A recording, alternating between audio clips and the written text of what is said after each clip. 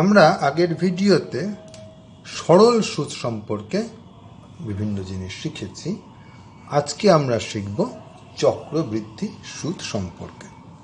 অঙ্কগুলো খুবই এটারই মতো, খালি ফর্মুলাটা সামান্য বদলে যাবে। সরল সুদের ক্ষেত্রে ফর্মুলাটা ছিল সুদ সমান P/T ভাগ 100, যেখানে P ছিল আসল, কত টাকা আমি রেখেছি, আর ছিল বার্ষিক সুদের হার শতাংশতে, আর টি ছিল কত সময় ধরে, কত বছর টাকাটা রাখা হয়েছে। তাহলে এইটা ছিল আমার মোট সুদের পরিমাণ। এবার আমি যখন সুদে আসলে বার করতাম তখন আমি কি করতাম, আমার আসলটা তো পি ছিলই, তার সঙ্গে আমি এটাকে যোগ করতাম। তার মানে এই জিনিসটা হচ্ছে সুদ আসল, সুদ যোগ আসল। এবার এটাকে আমরা একটু কমন নিয়ে লিখতে পারি। এখানেও একটা পি আছে, এখানেও একটা পি আছে, তাই কমন নিয়ে লিখতে পারি পি গুণ 1 যোগ RT ভাগ 100। এইটা হচ্ছে আমাদের সরল সুদের সূত্র। চক্রবৃদ্ধি সুদের বেলায় এই ফর্মুলাটা সামান্য একটু বদলাবে। কিভাবে বদলাবে বলি। পি যেমন ছিল তেমন থাকবে, 1 যোগ R ভাগ 100, সব কিছু একই। টিটা খালি গুণ হয়েছিল, এখানে টিটা হয়ে যাবে একটা ঘাত। 1 যোগ R ভাগ 100, পুরো জিনিসটার ঘাত হচ্ছে টি। ফলে টি যদি 2 বছর হয় তবে তুমি এখানে বর্গ নেবে, ঘাত 2। 3 বছর হলে তুমি কিউব নেবে, ঘন। এটা টু দি পাওয়ার 3 হয়ে যাবে। এইটা হচ্ছে চক্রবৃদ্ধি সুদের বেলায় সুদ আসল।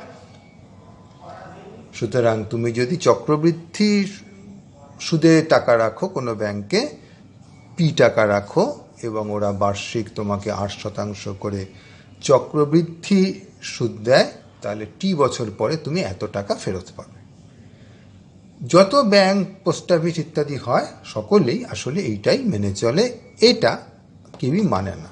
তার কারণটা খুব সহজ, এইটাতে টাকার পরিমাণটা বেশি হয়।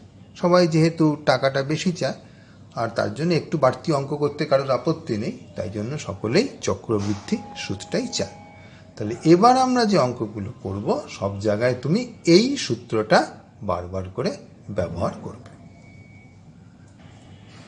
এই সূত্রটা কোথা থেকে এলো এটা না জানলেও তোমার কোনো অসুবিধা হবে না, তবে একটু বলে রাখি, ধারণাটা থাকা ভালো। সেটা হচ্ছে এরকম, মনে করো এই যে সুদের ব্যাপারটা, এটা কেন কাজ করে। তুমি ব্যাংকে ধরো রাখলে 100 টাকা, ব্যাংক তোমাকে 1 বছর পরে বললো আমরা 20% হারে সুদ দেব, তাহলে তুমি ব্যাংক থেকে পেয়ে গেলে 120 টাকা। এই 20 বাড়তি 20 টাকাটা এলো কোথা থেকে? এই যে সুদ, সেটা কোথা থেকে এলো? টাকা তো আর কিছু গরু নয় যে তার বাছুর হবে, বা মুরগি নয় যে তার ডিম হবে। তাহলে টাকাটা বেড়ে গেল কি করে আপনা আপনি? তার কারণটা হচ্ছে এই যে 100 টাকা তুমি ব্যাংকে রাখলে, ব্যাংক এই টাকাটা বিভিন্ন দোকানদারদের দিল।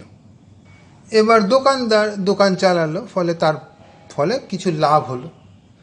লাভ যেটা হলো সেটা হচ্ছে 100 টাকা দোকান করার ফলে সে 120 টাকা হলো। এই যে বাড়লো, এই বৃদ্ধিটাই সে তোমাকে দিল। এখন তুমি বলতেই পারো, দোকানদার কষ্ট করে 20 টাকা লাভ করলো, আমাকে কেন দিয়ে দেবে? আসলে দোকানদার ঠিক 20 টাকাই লাভ করেনি, দোকানদার আর একটু বেশি লাভ করেছে। ধরো দোকানদার লাভ করেছে 50 টাকা, 50 টাকার ভেতর 30 টাকা সে নিজে রাখলো, আর 20 টাকা ব্যাংকে ফেরত দিল। কেন ব্যাংকে ফেরত দিল? কারণ দোকানদারের টাকা ছিল না, ওকে বিপদের সময় ব্যাংক 100 টাকা দিয়েছিল, তাই জন্যই তো ও দোকানটা চালাতে পারলো, নইলে তো পারতো না। এখন তার কৃতজ্ঞতার জন্য ও 20 টাকা ফেরত দিল, 30 টাকা নিজের কাছে রাখলো। এই 20 টাকাটাই তুমি পেলে। এটা হচ্ছে 1 বছরের গল্প। এবার ধরো তুমি বললে আমি 2 বছর পরে এসে আমার টাকা ফেরত নেব, তাহলে দোকানদার কি করবে? দোকানদার 1 বছর পরে এলো, এসে বলল আমি 120 টাকা দিতে পারি। কেউ তো নেবার নেই, ঠিক আছে, তাহলে ও আরও 100 টাকা, সেই যে 100 টাকা দিয়েছিলাম ওই 100 টাকা দিয়ে আবার পরের বছর দোকান করলো। ও খালি এখানে 20 টাকা রেখে গেল। এই 20 টাকা লাভ হয়েছিল, এই রইল, যদি কেউ নিতে চায়, মানে তুমি যদি নিতে চাও তুমি নিতে পারো 20 টাকা। কিন্তু তুমি তো 100 টাকা এখনই ফেরত চাইছো না। ও আবার 100 টাকা দিয়ে করলো, আবারও 120 টাকা ওর হলো, মানে পরের বছর ও দোকান করে আবার ওর তোমাকে 20 টাকা দিতে পারে। ও তোমাকে আবার 20 টাকা দিল, তারপরের বছরে আবার 20 টাকা দিল। এইবার এই করে করে মনে করো 1 বছর, 2 বছর, 3 বছর, 4 বছরের মাথায় তুমি বললে এইবার আমার টাকা আমি ফেরত চাই। তখন ও আবার 20 টাকা দিল, আর ওই যে গোড়াতে 100 টাকা ছিল সে 100 টাকাটাও তোমাকে দিয়ে দিল। তাহলে তুমি মোট কত পেলে?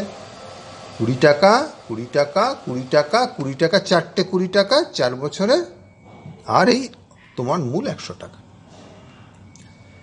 এখন এই যে 20 টাকাগুলো ও ব্যাংকে ফেরত দিল, এটা তো কেউ নিচ্ছে না, কারণ তুমি তো 4 বছরের মাথায় এসে প্রথম টাকা চাইবে।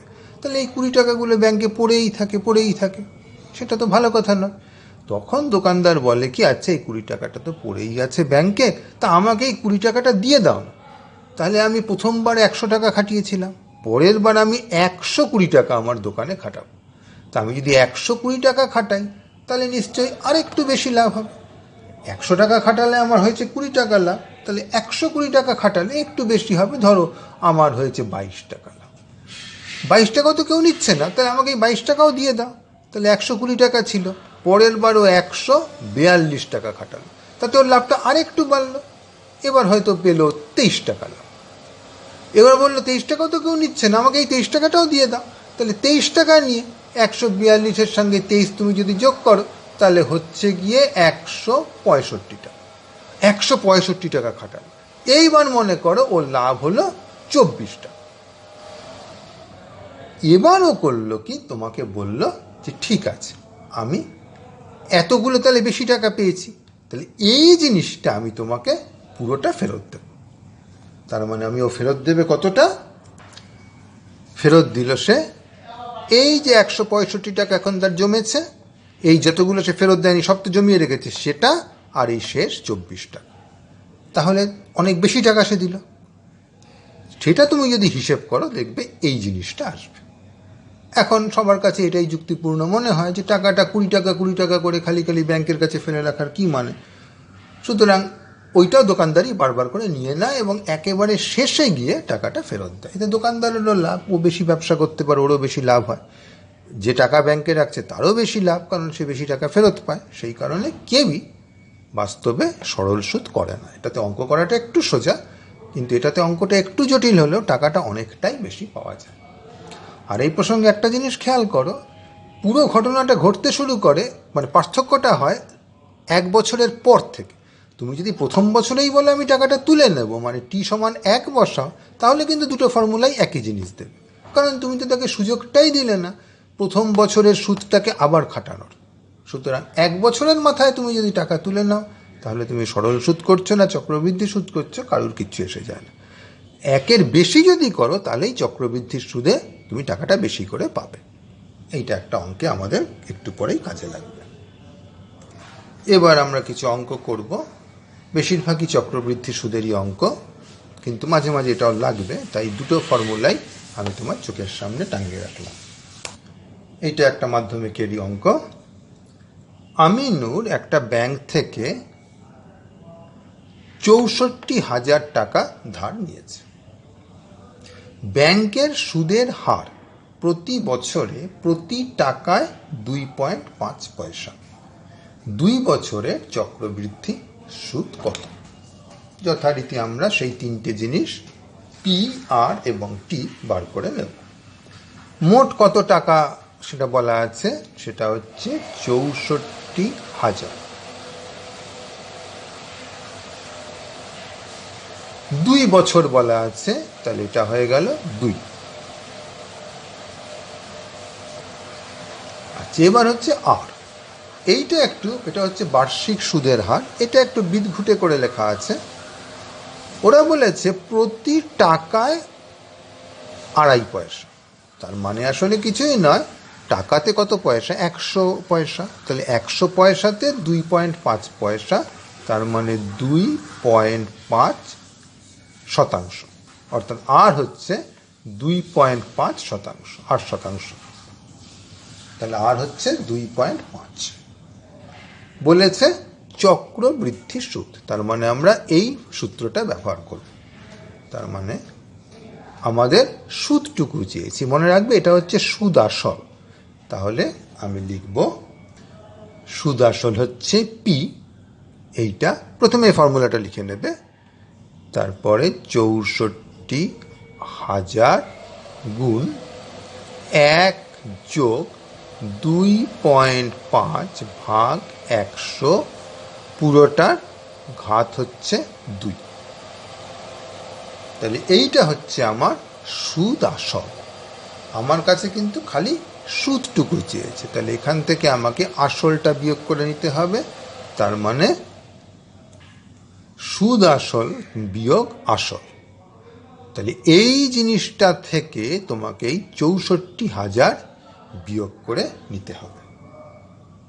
সুতরাং সুদ হচ্ছে এই সুদ আসল পুরোটা, তা থেকে বিয়োগ করতে হবে আসল, মানে খালি 64,000। এবার এই বিয়োগটা করতে গুণ বর্গ করা দেখলে হয়তো তোমার কান্না পাচ্ছে, কিন্তু ব্যাপারটা হয়তো অতটা খারাপ নয়। আমি করব কি 64,000টাকে কমন নিয়ে নেব, মস্ত বড় সংখ্যা তো। তাহলে কমন নিলে কি পড়ে থাকে দেখো, 1 যোগ 2.5 ভাগ 100 বর্গ বিয়োগ 1।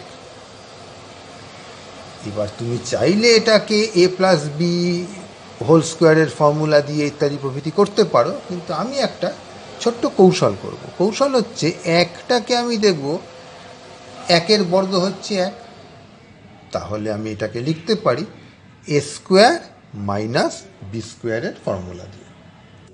তাহলে এটা আমি যদি লিখি, এটা হচ্ছে 1.025 বর্গ বিয়োগ 1, এটাই রাখি। এ স্কোয়ার মাইনাস বি স্কোয়ার করতে গেলে খালি খালি জটিলতা হবে। এইবার তোমাকে কষ্ট করে এই বর্গটা বার করতে হবে, মানে 1.025 গুণ 1.025 বর্গটা করবে, করে তার থেকে 1 বিয়োগ করবে এবং এটা দিয়ে তুমি গুণ করবে, করে যে উত্তরটা পাবে সেটাই উত্তর। আমি তোমাকে অঙ্কটা প্রায় পুরোই করে দিলাম, তোমার কাজ খালি এটাকে একটা সংখ্যাতে পরিণত করে উত্তরটা দেওয়া।